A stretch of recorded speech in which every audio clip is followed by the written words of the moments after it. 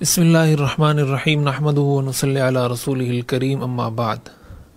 حدیث شریف میں آتا ہے حضور علیہ الصلاۃ والسلام ایک مرتبہ ممبر پر تشریف لائے تو آپ نے ایک دفعہ آمین فرمایا، پھر دوسری دفعہ، پھر تیسری دفعہ۔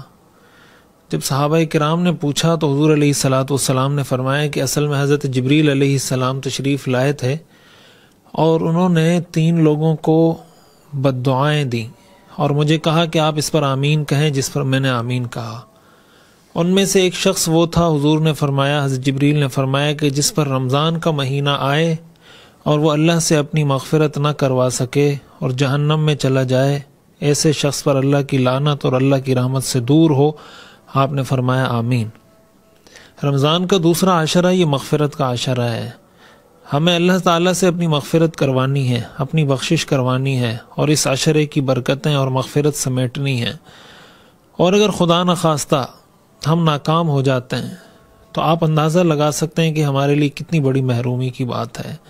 ظاہر ہے کہ اس سے بڑی محرومی کوئی نہیں ہوگی کہ حضرت جبریل علیہ السلام بد دعا دیں، حضور علیہ الصلاۃ والسلام اس بد دعا پر آمین کہیں، پھر ہم اللہ سے اپنی مغفرت کیسے کروائیں گے، کب کروائیں گے؟ یقیناً یہ ہمارے لیے ایک بہت بڑا لمحہ فکری ہے۔ اس لیے یہ برکتیں اور رحمتیں اور یہ ساعات اللہ تعالیٰ نے عطا فرمائی ہیں تو اس سے فائدہ اٹھا لینا چاہیے اور اس کو اپنے دامن میں سمیٹ لینا چاہیے۔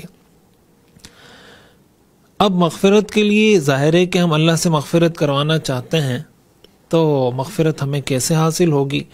قرآن حدیث کا اگر ہم مطالعہ کریں تو ہمیں کچھ چیزیں ایسی ملتی ہیں جن سے ہم پتہ لگا سکتے ہیں کہ یہ چیزیں ہیں، یہ کام ہیں جن سے مغفرت ہو جاتی ہے اور یہ ایسے کام ہیں جن سے انسان کی مغفرت کی راہ میں رکاوٹ بن جاتی ہے۔ تو ہم ان چیزوں کو ڈسکس کریں گے اور انشاءاللہ وہ چیزیں آپ کے سامنے آتی رہیں گی۔ سب سے پہلے اصولی بات یہ سمجھنی چاہیے، قرآن کریم سورہ نساء آیت نمبر 116 میں اللہ تعالیٰ ارشاد فرماتے ہیں ان اللہ لا یغفر ان یشرک بہ ویغفر ما دون ذلک لمن یشاء، کہ اللہ ایسے آدمی کی مغفرت نہیں فرماتے جو شرک کرتا ہو اور اس کے علاوہ اللہ جس کی چاہے مغفرت فرما دیتے ہیں۔ اس کا مطلب اللہ کا ایک اٹل اصول اور قانون اور نظام اور ضابطہ یہ ہے کہ مشرک کی مغفرت نہیں ہوگی۔ اگر کوئی آدمی دنیا سے چلا گیا اور شرک کی حالت میں دنیا سے چلا گیا معاذ اللہ، تو اللہ تعالیٰ نے واضح اعلان فرما دیے کہ میں ایسے آدمی کو بخشوں گا نہیں۔ اس لیے سب سے پہلے اپنے طرز عمل پر، اپنے کردار پر، اپنے اعمال پر نظر دوڑانے کی ضرورت ہے۔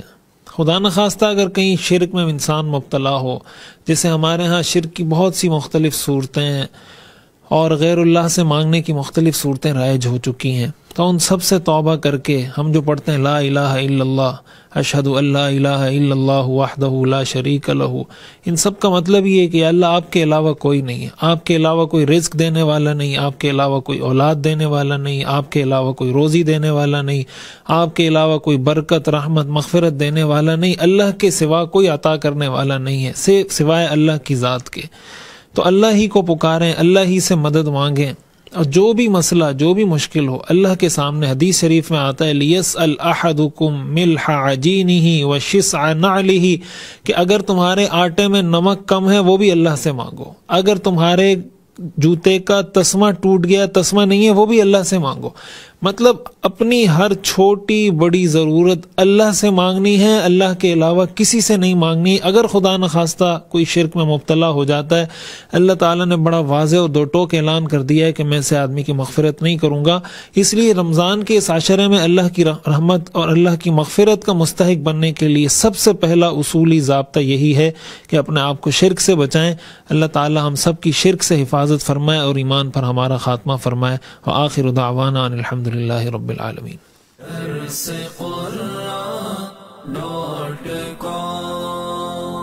www.darsequran.com